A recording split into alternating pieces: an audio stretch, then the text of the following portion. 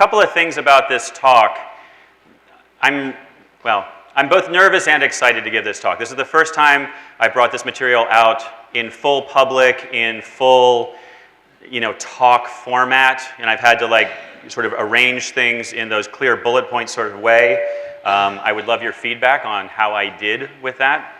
I was joking last night, this talk is so fresh that I don't even have slides, so we're going to fly completely without slides. I also am not a real fan of creating the full barrier between me and you. So if you have questions throughout this, please do interrupt me, but I also have a lot to get through, so we'll play with that a little bit. But I'm not. We may have time. Hopefully, we'll have time for questions at the end. I'm going to be covering a lot of different topic areas, connecting a lot of different ideas together, and so it's very helpful, I think, if we kind of go on that journey together. So my name's Bob, and I am really passionate about creating great organizations. I come to this passion. I know that sounds kind of cheesy, right? I'm passionate about, my purpose in life is creating great organizations.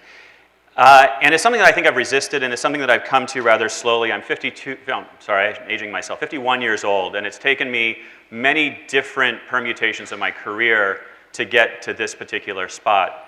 The reason I'm at this spot really comes down to two things.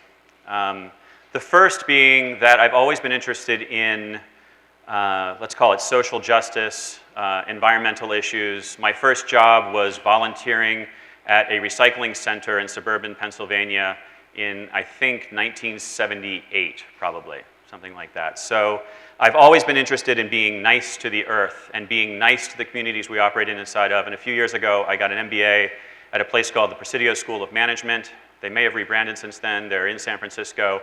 But it was the first program of its kind to really focus on connecting business to social justice and environmental issues. And at that time, sustainability wasn't even yet a word in the lexicon. And so while we were in school, sustainability came out. So I've always been interested in, let's call this the external performance of organizations, externalities. And one of the things I've noticed is that, one, most of the bad stuff that's happening in the world, the really bad stuff that's happening in the world, happens when groups of people come together and do it, right? So it's groups of people doing it. It's not necessarily individuals doing it. The other thing that I've noticed is that often those groups of people are mostly nice, smart, kind, well-intentioned people, and yet the collective action of that group of people is anything but. And it's very popular in this world of social justice and environmental sustainability to focus on individual morality. We put an awful lot of tension on the morality of the individual actors, the CEO, or you for not recycling, you for wasting water and taking a long shower here in California, those kinds of things. But what I've noticed is that a lot of these negative externalities are actually driven by unintended consequences of groups of people coming together. And so in my program, I actually was just talking with someone from the Holacracy organization here. I discovered Holacracy. Through Holacracy, I actually discovered Agile. And ever since then, for the past over 10 years, I've been working on sort of how we organize and how to organize better. So that's one side of things. How do we get groups of kind people to come together and continue to be kind, both to each other and in their collective action in the environment they operate inside of? The other, which I suspect many of you, I put a very emotional tag in the title of this. I was also a cult member. I was in a cult, in the leadership of this cult, for 2 years. I'm not going to name the cult. If you do a little bit of a search, you can figure it out. It was recently in New York Magazine. They talked about a couple of pieces I wrote, and they outed the organization. I don't have any beef with the organization itself, but I do have a beef with this sort of tendency that we have as humans to come together in ways that are unhealthy. Now, I define cult in a very specific way, and it may be, I think that it's a pejorative term, right? Nobody says, we're a cult, join us, right? It's something that we apply outside the organization, and so I'm outside this organization calling them a cult, and I'm looking at other organizations calling them a cult. What I mean is, very specifically, is organizations which are extractive of value for the people inside the organization. So cults are characterized by two things. One, they are high demand, right? They pull a lot of energy from the people inside the organization. And the second thing is they tend to be ideologically intense. So they tend to actually prey upon people, perhaps like everybody in this room, who has some idealism about them, who wants to make the world a better place. We, it turns out, are especially sensitive or especially targeted by these organizations, especially when your life isn't going very well. And that's exactly what happened to me. My life wasn't going very well. I met this organization, and before I knew it, everything about my life was wrapped up inside of this organization. They pulled, I think, deliberately, they pulled from me all of my money, all of my time, all of my energy, all of my sort of cognition was really focused on how to make this organization a better place. Now, those of you, and we've talked a lot about culture here these past couple of days, those of you who are thinking about culture, like, isn't that a great thing? Isn't it a great thing that people wake up in the morning and think and breathe and live their organization? And yes, it certainly can be, but we can also go overboard with this. So let me actually do a little bit of drawing here because, as I said, I'm going without slides, and I wouldn't be a good consultant if I didn't use a 2x2 matrix. So I should have pre-drawn this, and you would have just come in and said, oh yeah, consultant talking. So on the x-axis here, we're just going to put org. And on the y, we are going to put, let's just call it, we'll use externalities as kind of our bucket for environmental and social performance, right? And really, I think of this, we're going to be talking about thriving, human thriving. I did a course a few years ago in positive psychology. Positive psychology is, of course, the study of what helps us go from good to better rather than what removes a pathology from us, right? So it was founded by Marty Seligman at the University of Pennsylvania, and he pulled a lot of branches of psychology, a lot of independent researchers kind of underneath an umbrella. But the core question is, how do we thrive, all right? So if we're talking about thriving externalities and thriving organizations, of course, let's change colors. We want to be up here, right? We want to be up in the green where both organization is thriving and externalities are also thriving. So if we're going to go take that organization and go operate in a new market, that new market says, please come to us because you're obviously not Uber. Sorry, Bay Area joke. But we seem to have a lot of organizations which operate up here, right? I would say this is kind of the norm in a lot of ways. And I think when we think about, especially the larger the organization gets, the more likely we're going to get some negative externalities, associated with that. So we have this piece. Then you're going to get a bonus. You get two 2x2 matrices today. So on the y-axis here, we have, I think of them as internalities or, sort of for the people inside the organization. And again, the org down here. And of course, once again, where we would like to be is up in the upper right-hand corner. We want an organization where let's say I want to live a good life. Let's say I'm that crazy kind of person who wants to live a self-actualized, fulfilled life. And I would look at this organization, I would come here and I would say, yeah, this is the kind of place I want to be. This is an organization which is going to help me thrive. But of course, we have what percentage of the US workforce is actively disengaged? Somebody, I'm sure, has the number out there. 100%, right? Right, but so we have the norm seems to be organizations which operate in the upper left-hand quadrant. We tolerate it. We are sort of like trying to remove the negative. And even when we talk about responsive ways of working, even when we talk about new styles of HR that are, I went to the diversity and inclusion panel yesterday, and it felt like most of what we were talking about is how do we remove the bad stuff that's happening, but not really how do we take advantage of the good stuff. What is the generative thing that can really happen here? And one of the things that happen is I believe that these two things are deeply related, and when we break them up, we can sometimes run into problems. And so you also find that organizations, and as I mentioned, people who are idealistic and really want to change the world are people who are very susceptible to joining cults. It's just sort of what happens. And so what you have is you have organizations over here that are actually organizations like this over here, and they don't necessarily last very long, or they have this sort of, they have a lot of, there's a lot of dark side, let's say, a lot of unexamined self that happens inside of these organizations. And I can name management cultures that are, especially in the tech space, right, where we're like, go, go, go. We're going to change the world through technology. We're going to make the Silicon Valley makes fun of it all the time. I'm just here to make the world a better place, right? While I'm, hiring people from overseas, paying them as little as I possibly can, while I'm asking people to work impossibly long hours, while I'm hiring only white men to work in my organization, all of the sort of the unexamined stuff is sort of happening over here. And I really believe that we need to start here. And that if we can start here, we can begin to move systems over that way. And so sort of my passion, or the things that I really care about, the things that I work on in my daily work, is really trying to make organizations better for people. I got my start, I said, as an Agile person. You're supposed to care about like the product and the customer if you're an Agile person. I never really did. I always cared about the team that I was working with. I would come in like, how can I make these people's lives, in some cases, even just manageable? Because often, technology teams in big organizations especially are working impossibly long hours. They're not even sure if they're delivering value half the time, and they feel beleaguered. Actually, I know there's some people in the audience who know exactly what I'm talking about. So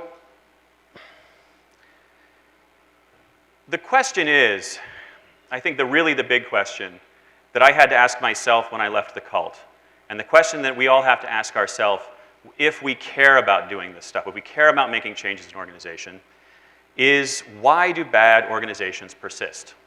Why are they still out there? So the way I phrased it in some of my writing about my cult experience is, how did I fall for this shit, right? How did I end up, like you wake up a couple years later, you're like, wait, what the hell? What the hell happened? And I should clarify. So I left the organization. I came into the organization, I was broke. I was very sad. I was going through a divorce. I was unsure of myself in a lot of different levels. And I left the organization completely broke, so depressed I was actually borderline suicidal, and so unsure of my place in the world that I really didn't know where to go. The beautiful thing that happens, we all hear about post-traumatic stress disorder. There's also something called post-traumatic growth, which turns out is pretty awesome, and at least it has been for me. And so I'm not here, again, to attack any organization or to attack any specific thing. I'm here to attack or to help us understand a universal human phenomenon and to hopefully create some personal guards against it, because the post-traumatic growth that I experienced involved me walking step by step through some very difficult things. And the end result is, though, that I'm actually incredibly happy. I have good work. I recently got married. I'm stepfather to an amazing kid. I've got an amazing network of friends and family. I just, life is completely unrecognizable to what it was before that. And in some ways, the traumatic experience actually led me there. But just because a traumatic experience leads you to a good place does not mean I'm here to recommend a traumatic experience for you. So why do bad organizations persist? So it turns out organizations are our human superpower. We're just not very impressive, right? We don't have big claws. Sure, we have big brains, but one of us by ourselves isn't terribly effective, right? You actually need a group of people to come together. We're what you call eusocial or hypersocial. Has anybody heard that term? Read the work? Okay, all right. So eusocial. So eusociality or hypersociality. We're the only primate that experiences these traits. We're actually one of the only non-hive animals on the planet, and probably one of only, let's say, a handful, maybe 2 handfuls of species to have ever exhibited these traits on the planet. And there's some really, really fascinating work. If you read up on E.O. Wilson, who's an ant biologist, he goes into this in great detail, The Social Conquest of Earth. I highly recommend this book. But what this means is that we really care about the people around us. Like the people around us from a developmental standpoint, as babies, right? If you get rejected by your group, you die. From an evolutionary standpoint, if we got rejected by our groups, we got taken out of the gene pool, essentially. And just from a personal standpoint, again, from the positive psychology standpoint, other people matter. If we want to experience good things in our lives, we need to hang around with other people who have those things. There's a man named Nicholas Christakis. Has anybody read the book Connected? He directs the Human Nature Lab at Yale. And what he's shown, he's mapped traits, and he's shown pretty definitively that if your friend's friend becomes divorced, even if you don't know that friend, even if you've never heard the story, your likelihood of getting divorced yourself increases. Likewise, wealth, likewise with health, good and bad human traits flow along human networks. And so who we associate with, who we spend time with is deeply important. And so when we look at organizations, one of the things you really need to think about is, do I want to be like those people? Because if you join or if you spend time with other people, the likelihood that they will impact you is far greater than the likelihood that you will impact them, even if you are being hired as CEO. And you can talk to the CEOs. I've talked to CEOs of some very big corporations who feel almost completely at the mercy of their organization and of that culture.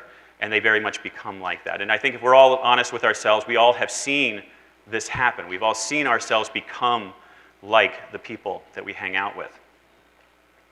So all of this comes at a cost, right? So organizations are great. They're amazing. They're where we experience the best of ourselves, both as a species. They're also where we experience the worst of ourselves, both as individuals and species. And it comes at a certain cost. And the two big costs are conformity. There's a guy named Solomon Asch, who back in the 50s ran a series of studies that have become to be called the Asch conformity experiments. You can look them up on YouTube. They're fascinating. One of the things he does is he puts a bunch of his assistants into an elevator. And then a hapless civilian comes to that elevator, gets in the elevator, they push the button, they get in the elevator, and then they turn around, and like we all do. And then while they're standing there, everybody who's in on the joke in that elevator just kind of turns direction. And you can watch these videos, and you can kind of feel the discomfort in yourself when you watch them. I'm like, that would feel really weird. And then they just kind of do this. And he got people to spin around multiple times. He got people to actually they did things with perception, where people would look at different lengths of lines, and if the group said that line was shorter, even though it was clearly longer, they would say that line is shorter. And we all look at this and we're all like, oh my God, that's terrible, but it is also the root of organizations being our superpower. So it's sort of like we kind of have this light and dark tendency. Conformity, I would not want to work on a team that did not conform to each other, right? I would not want to work with people, we've all worked with those assholes, right? Those people who are like, I'm a rebel, I'm not gonna play by the rule.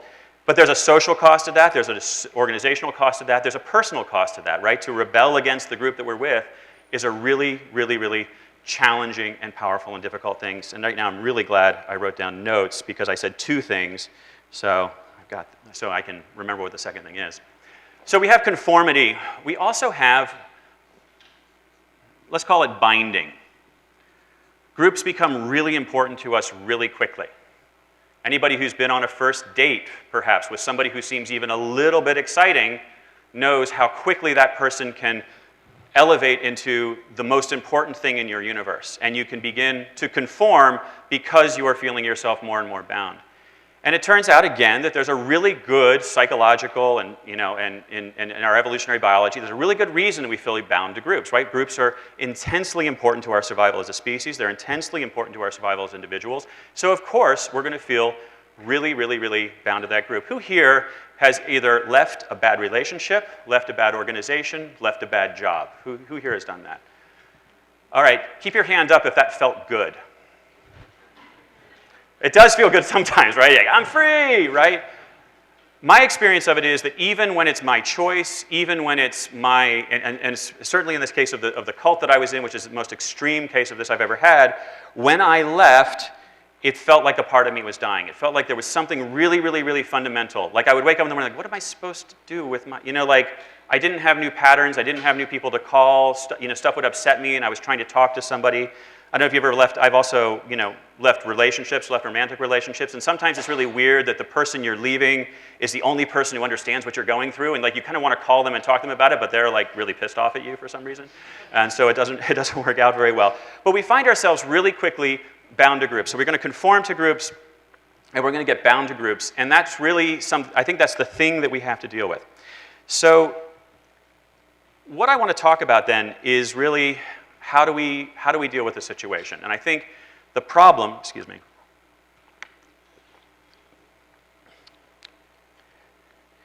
So the problem we all have is that we jump in too quickly.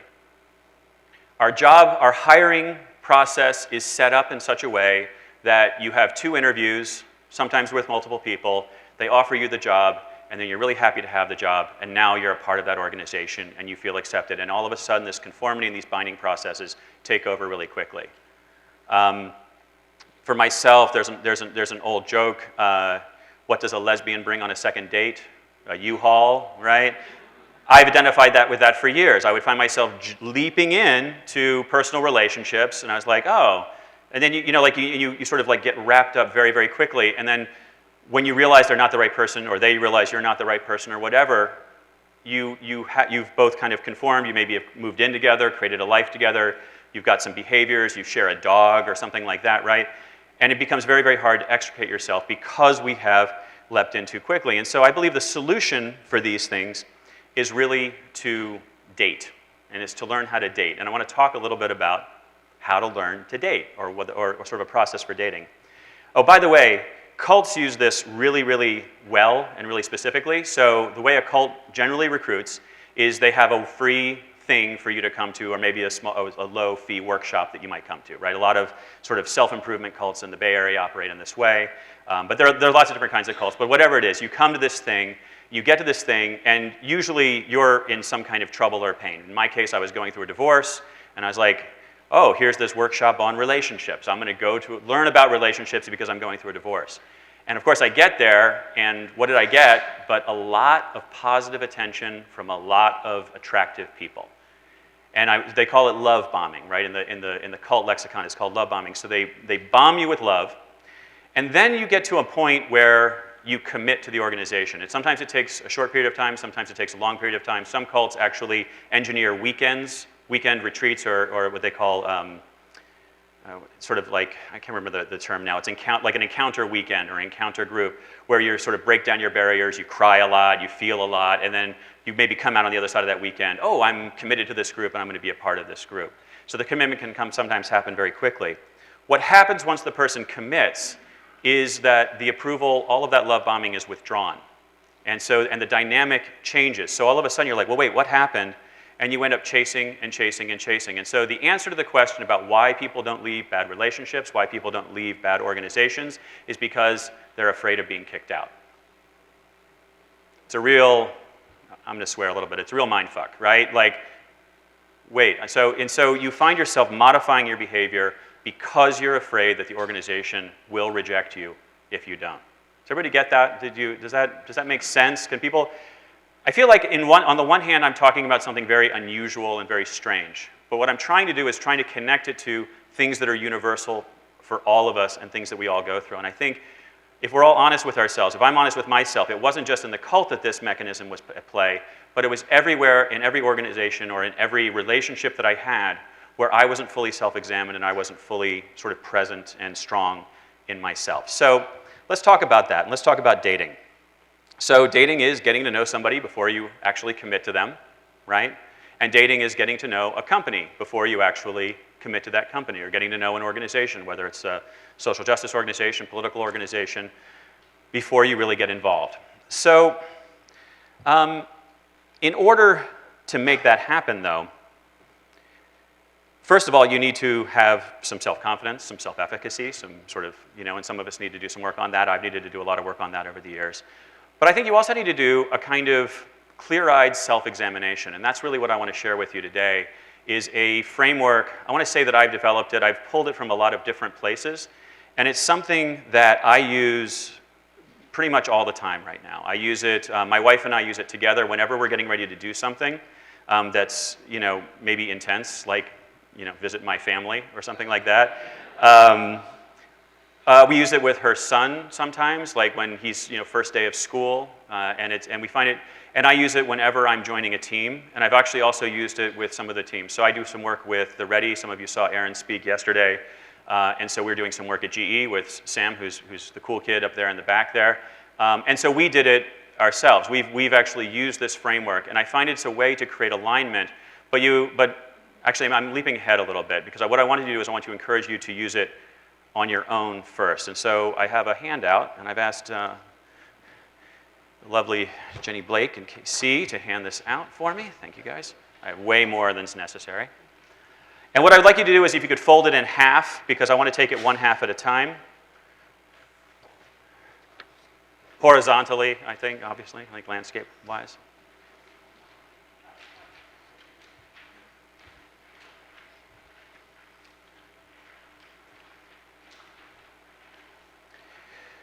So, cool, I'm doing well on time, too. I was worried that first part was going to take 50 minutes, and then we have some time to play together. Any questions before I continue? Please.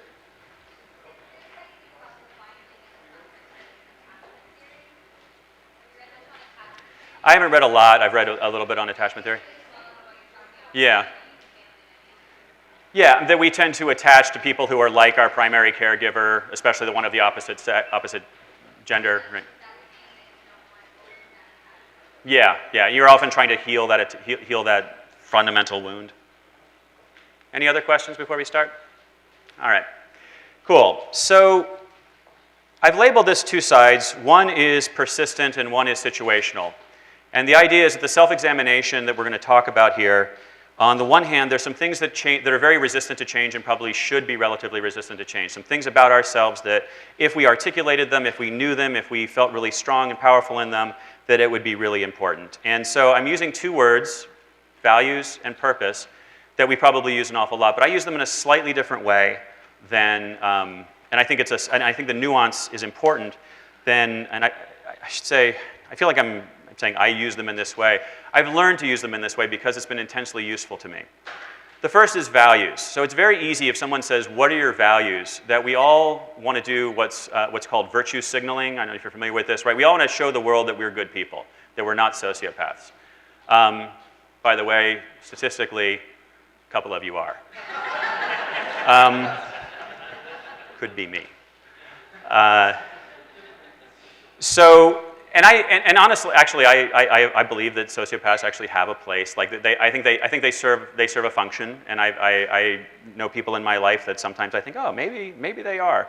But our values are driven by who we are, and they're really literally by what we value, what we have actually placed a value on. And you place a value on something by buying it, and you buy something with money, time, effort, and in this day and age, information. Those would be the scarce things that we have that we tend to guard really well.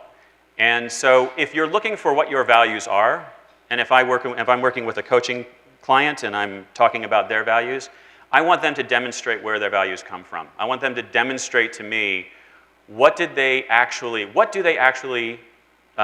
habitually and let's call it reliably spend time, money, effort, and potentially information on. We could also ask the question, we could also flip the time on it a little bit and say, what do you want to do in the future? Where do you want to spend time, money, effort, information? Because we want to be aspirational. We want to rise up and become better people. And so just because you've done it in the past doesn't mean you have to continue to do it in the future.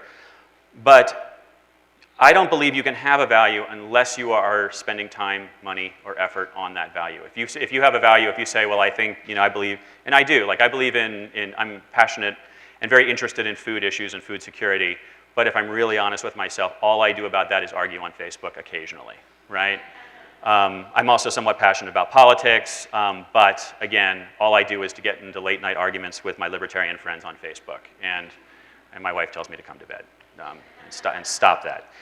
Rightfully so. So we have these values, and so I want you. I'm not going to have a moment of silence or anything so you can work on this, but I just want you to kind of as I'm talking, maybe think through. I feel like all of us can come down to 5 kind of core values. Maybe there's one word, and I like to get down there. I've also given some examples at the bottom of some areas to look in terms of spirituality, in terms of health, family, friends, hobbies, travel. Notice that I didn't use profession in there because I think we kind of have to take care of the other stuff before we get to profession often, or profession and business is a way to create value or to create freedom to do some of these other things. And so I'm actually usually I'm curious about both, but I'm more curious about the personal values and the kinds of lives that people want to live rather. Because again, if we're trying to create this kind of organization, we're talking about the kinds of lives people are living. We're not talking necessarily about the financial or the other kinds of outcomes that the organization is creating. I feel like I want to get this clear first, and then I want to move over here and get that and get to the other things second. It's not that neither is important. I think sometimes we just invert the order. If we start leading with this, we get kind of wrapped up. I mean, I've had jobs where I've worked 16-hour days, literally 16-hour days, 6 days a week or more,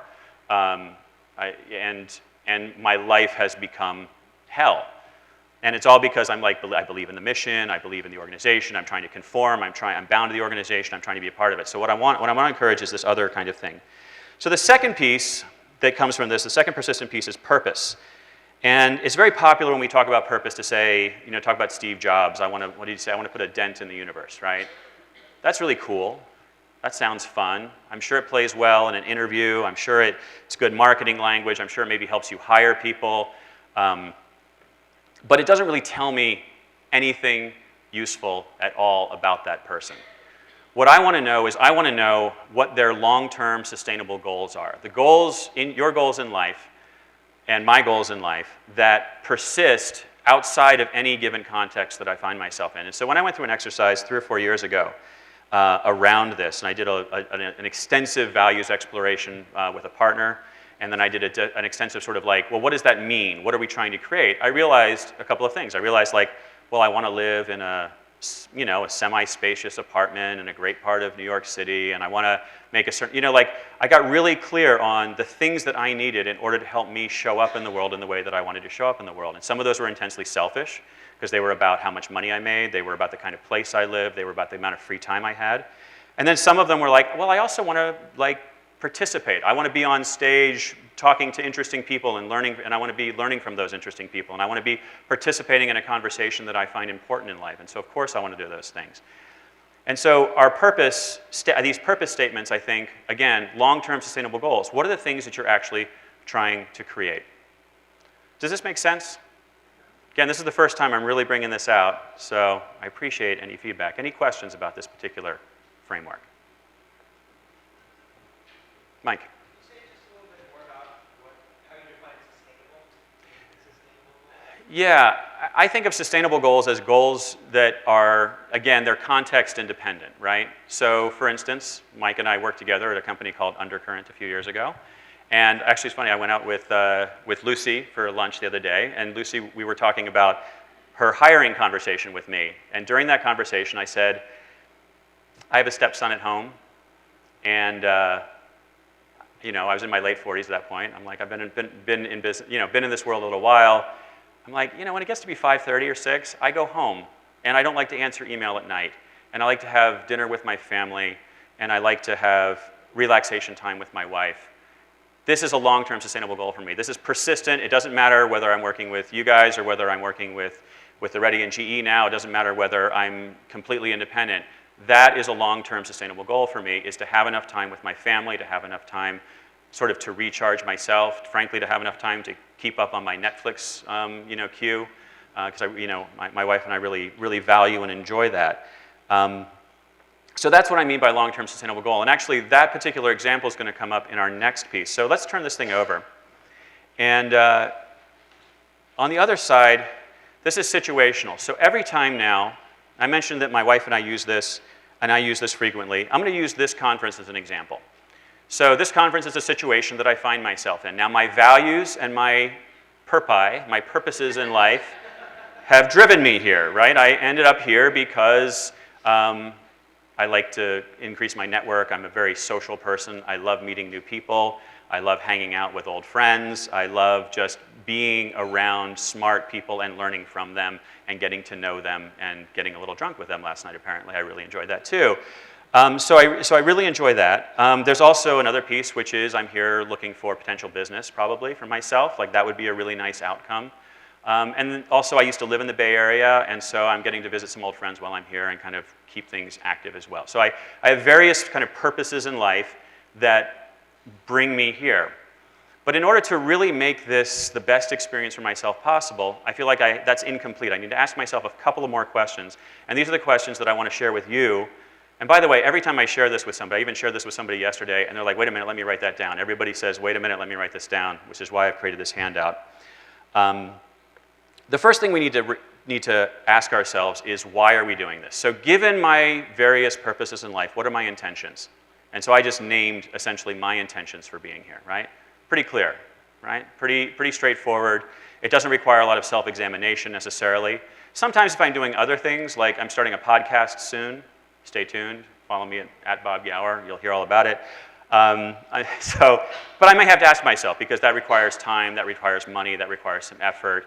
It's probably not going to pay me much money. So I'm like, well, what is it I'm really trying to get out of this? And I might have to ask myself a few deeper questions than that. When my wife and I got married, we actually got married in May. We've been together a long time, but we finally had this conversation. And it was actually kind of, well, why do we want to get married? What do we really hope to get out of marriage? What does that mean to us? And yeah, it turned out we just didn't want to pay a lawyer to kind of work out all of the custody. And we talked to a lawyer, and they were like $10,000 to write up that contract. But as a cisgendered, heteronormative, monogamous couple, we were like, oh, we could just do that and throw a party. We can spend that $10,000 on a party. So, we have some intentions. We had some problems we were trying to work out, and sort of we began to talk about our intentions. So this leads us to the next thing, which is our concerns. So whenever we do something, there may be some concerns. I'm here, and I'm concerned that I have a team at GE, which is depending upon me. We had a whole big thing up at their headquarters last week. It was wonderful, and I've been seriously neglecting my email to them and the stuff that I need to do. So I have some concerns about it, right? I have some other concerns. I work with the Ready, but I'm not an employee there, so I'm an independent consultant, so I'm paying, this is all on my dime, so I'm going to have to pay, so that's maybe another little concern. And so then that creates the opportunity to begin to talk about boundaries. So what are the things that I'm sure aren't going to happen? Well, so my boundaries are, one, that I check email, and I make sure, I check email 2 or 3 times a day to make sure that I keep up with my client.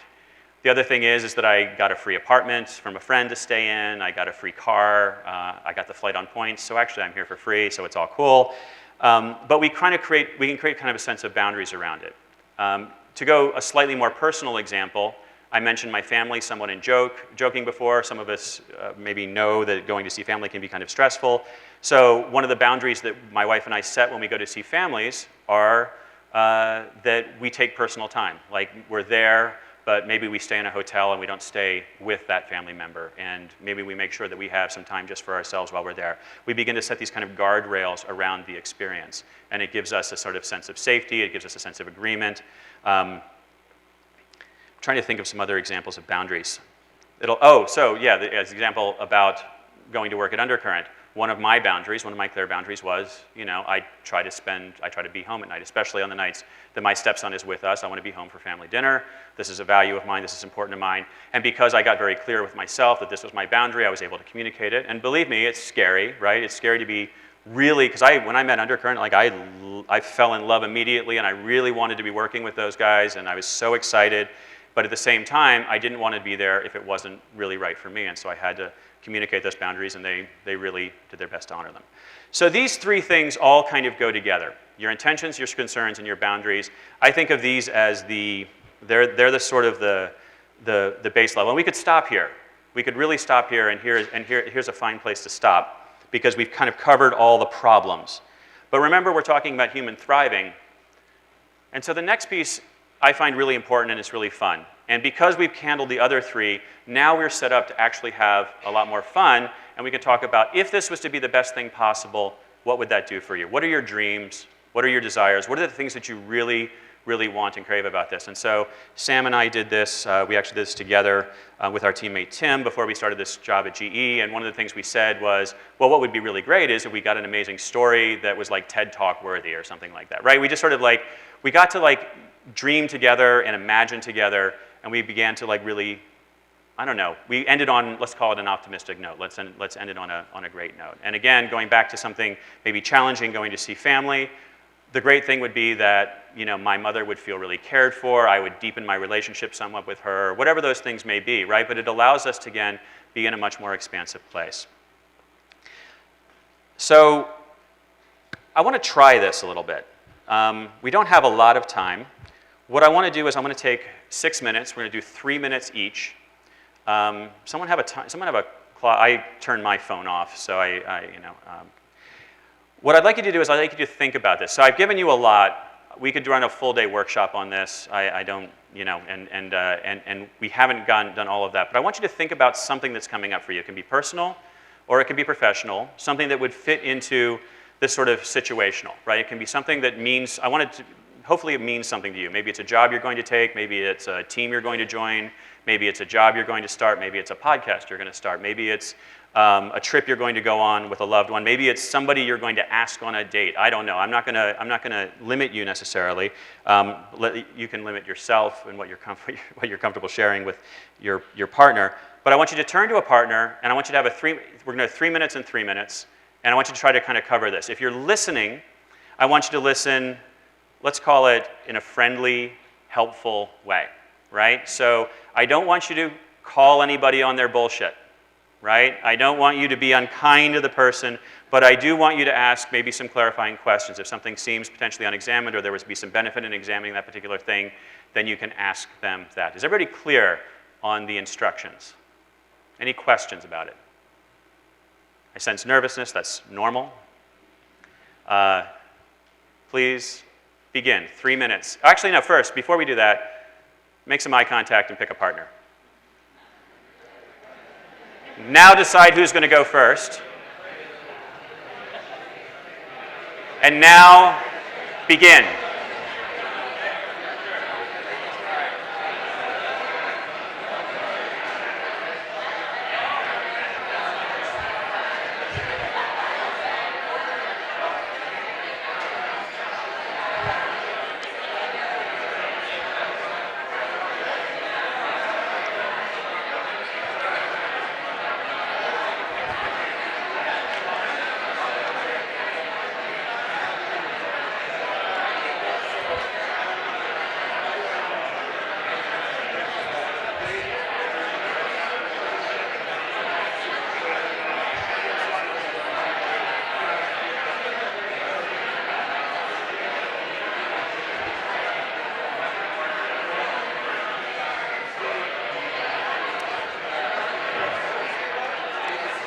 I'm going to eavesdrop. Okay, we're cheating. Well, we're three of us. Yeah. What worries me about it is sometimes these partnerships take a huge amount of time and don't deliver any value. And so I'm very conscious of having limited time anyway and potentially getting sucked into something that's just going to consume a whole lot of time. What won't we do is over-invest our time in the partnership. We're the smaller partner by a long shot, so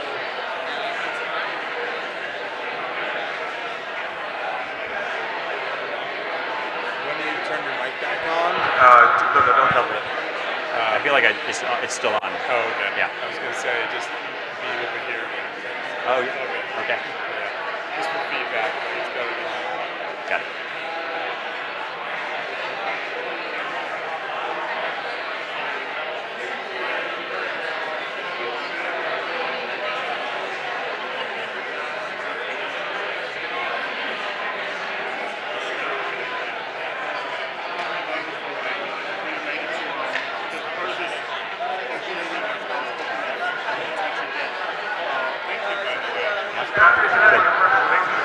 Good.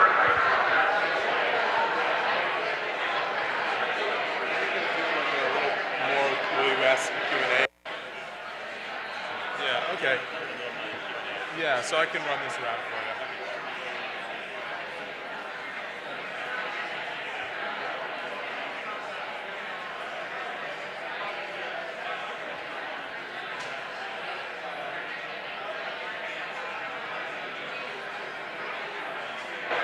Okay, the first speaker, you can start winding that one down, and we'll switch directions, and the second person can now talk about their intentions, concerns.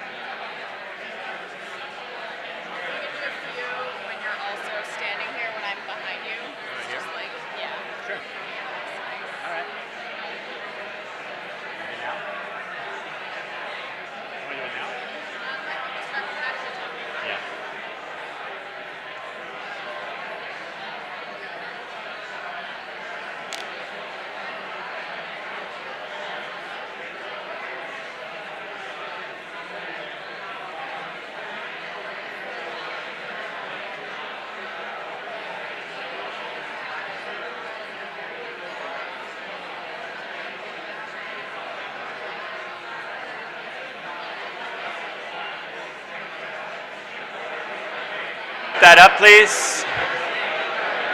We can wrap up our conversations. I know we're not giving you quite enough time at all. All right, I'm going to do a facilitator trick. Please raise your hand, but close your mouth. If you see me, raise your hand.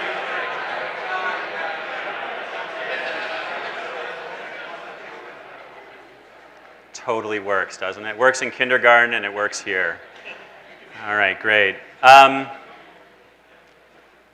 What did you notice? What happened with that? Anybody want to share something? Oh, I should actually, no, the facilitator's trick is who wants to share something? If you're trying to shut conversation down, does anybody want to? If you're trying to open it up, who wants to? Please.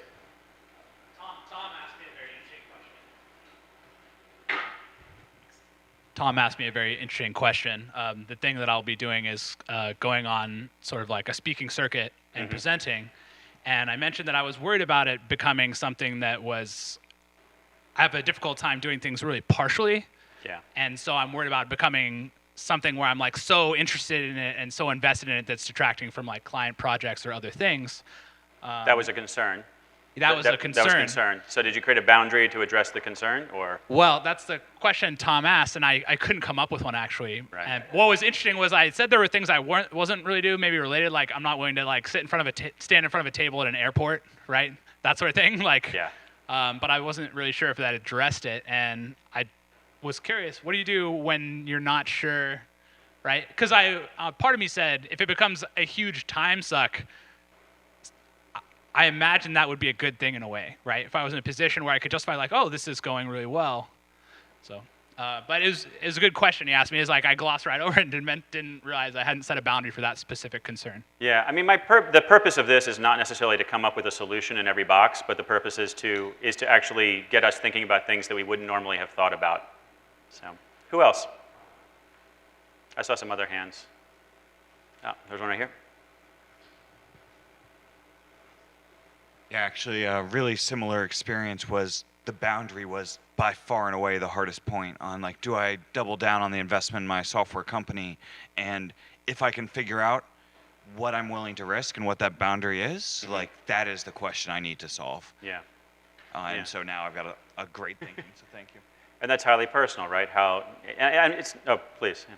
It doesn't surprise me at all that boundaries are perhaps the hardest thing, because I think, I don't know, like, having poor personal boundaries is a comedic trope, right? And I think we all are trained, again, because groups are so powerful, because conformity and binding is such a powerful thing in our lives, that we're trained not to have boundaries. We're trained to like do what the group wants. We're trained to do what our parents want, to do what the school wants. It's a very, very, very, not just ingrained by the sort of the mechanized schooling system we have, but it's also, I think, ingrained by kind of who we are as people, right? That it's more likely that we're going to relax our own boundaries than we're going to hold them up for somebody else. But of course, the thing is, right, if we don't hold our own boundaries, nobody else is going to hold them for you, right? Please. Yeah, I also had the problem with the boundary thing, but I learned a lesson when you're with family. Okay, you got to separate work from family, and so around dinner time, we'd get, when your IT techs, whatever, I'm sure you've been there, people call up and, hey, my computer won't work, whatever. It's like, well, hey, we're having dinner, and so you establish a value. Yeah. Okay, $50 for half an hour. For each half an hour, we have to come over and help you fix your computer. Oh, well, it can wait. Yeah. So that was establishing the boundary, Right. With work and play. That's great. I haven't thought of that, but put an actual price on the boundary, putting a bounty on the boundary. That's wonderful. Cool. Actually, I'm a little bit conscious of time here. I have a couple more things I want to say, and then we can maybe open it up to more general questions or comments if folks have them. But so this is, again, my purpose in this talk is not to try to go up against any individual organization or any individual type of organization. I do believe there are many bad organizations out there. The management culture in many, many organizations that I spend time with really bothers me. I think we've all been inside of organizations. I even have heard people call this conference, hey, it's a little culty here, isn't it? Like people joking with me because they know what I'm about to talk about. But I think it's really incumbent upon us individually, and what I really want to do is I really want to speak to individuals and help individuals develop the tools that they need in order to engage well with organizations. Because I think if we do that, we're actually in a time when, at least for a lot of us, and actually even a lot of the country, where the workforce is becoming much more mobile. We all have a lot more options. We can pick and choose. There is, at least in some economic sectors, there is abundance, and I think it's incumbent upon us to use that abundance and to use any choice and we always have, I think, more choice than we really think we do, even if we think we have none, even if we think we're trapped inside that job. Often it's that this binding thing is really the thing that's operating more than an actual lack of choice or sometimes it's self-esteem or self-efficacy in a sense of like our ability or our ability to feel like we are worthy of whatever, of having more. And I want you to feel like you are worthy of having more, and you actually make the world a better place and you make organizations better when you exercise the choice that you have and you actually even increase. And I would say you'll do better in your career, you'll do better in your life if you push that boundary rather than have that boundary push you, if you push against it a little bit. Also, at this conference, we're talking a lot about how to build organizations, and I think it's really incumbent upon us to build better organizations, and I think the gig economy allows us to do that in a certain sense, and I think there's really two things. One, we want to create organizations that are more dateable, right? So that the hiring process, we want to lengthen it out a little bit, create an opportunity for people to get to know each other. This is certainly a tendency in the tech business. It's certainly a tendency happening in our world of consulting, that we're spending a little more time getting to know each other. In its extreme case, I mentioned before that I'm working for the Ready. One of the reasons that I have decided to come to the Ready is because I'm not an employee, and nor do I ever really imagine that I will be an employee. I've become somewhat unemployable, I hope. I really hope. But at the same time, I like teams, and I like doing stuff with other people, and I like being aligned. And so what Aaron has done with the Ready is he's created this kind of, he calls it the network, but it's each piece of work has different roles associated with it, and those roles have different kinds of cash flows associated with it, so I can bring business to them if I want to. They can bring business to me if they want to, and it's fixed pricing, so it's really clear, and so I can be like, oh, if I bring this much work to you, then I'm making this much a year, and it's a way of, but maybe we're going to be dating forever. We'll be in a perpetual dating space, and we've actually been really clear. We're on our first project right now. I'm like, I want to get to know the organization and get to know how I feel inside the organization, and I'm taking this very firm stance of I'm not sure. I'm not 100% sure that this is where I want to be, but I'm committed to this project and I'm committed to this experiment right now. So creating more editable organizations. And I think the other thing is with things like holacracy and sort of participatory governance, what we also want to do is create editable organizations. There was a question during the Medium talk this morning about like sort of how, who makes the strategic decisions. And I think as we allow people to come to organizations and participate in how that organization develops, how that organization is run, and to do sort of more participatory governance and be a self-editable organization, I think we can do I think we can allow good organizations to emerge. We can allow new models and new ways of organizing to emerge. And I think the opportunity in this is huge, and it's not a small thing, right? Like, we need to get organizations right, or we're fucked. I don't mean to be harsh about it, but we've got some things that our organizations are doing in this world which are really threatening our species' survival, quite frankly. And we've got some things, and I think, but the answer does not lie in disbanding those organizations, because we need them to also heal the things which are happening. So the answer lies in creating better ways of organizing and better organizations. And I also think we're at a point in history, not unlike the late Pleistocene era when we started to experiment with agriculture. I get a little weird off the rails sometimes, but when we started to experiment with agriculture, where that brought out a new kind of prevalent social organization called hierarchy.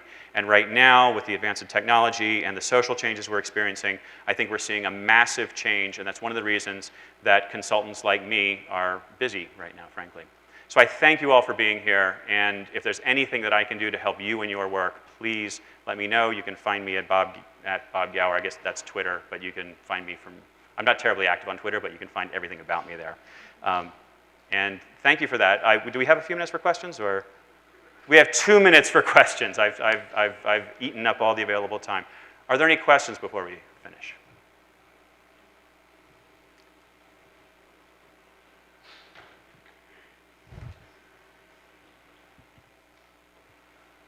I'm curious if you've ever found this to be an iterative process. Like when you get to the dreams, you're like, oh, those dreams aren't possible. It's never anything but an iterative process. And I would say when it comes to, honestly, I do use this kind of thing in my relationship quite a bit.